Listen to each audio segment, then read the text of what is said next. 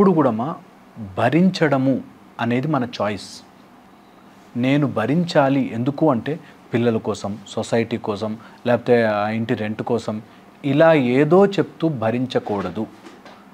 Are నా సర్కమ్స్టాన్స్లో నేనేమి చేయలేను, అలాంటప్పుడు దాన్ని ఊరికే తలకి తీసుకుని, ఇప్పుడు మా ఆయన తాగేసి వస్తున్నాడు, నేను మార్చలేను కానీ మారుస్తానండి wrong.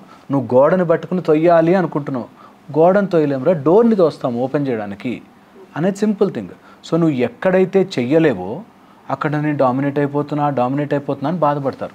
Your weakness are your తెలివిలేనితనాన్ని అవతల వాడి ప్రాబ్లం, వాడు మారితే నా లైఫ్ బాగుంటుంది అనే దాంట్లో ఇరుక్కుపోతాం.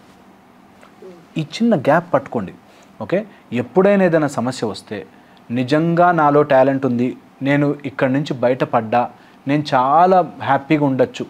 ఒక ఆయన ఎగ్జాంపుల్ చెప్తే తెలుస్తుందని చెప్తున్నాను. ఒక ఆయన ఆఫీస్లో బాస్ చాలా టార్చర్ పెడతాడు, అన్ని పనులు నాతోనే చేయిస్తాడండి, నేను లేకపోతే ఆఫీస్ నడవదు, అన్నీ నాతోనే చేస్తాడు, టార్చర్ పెడతాడండి.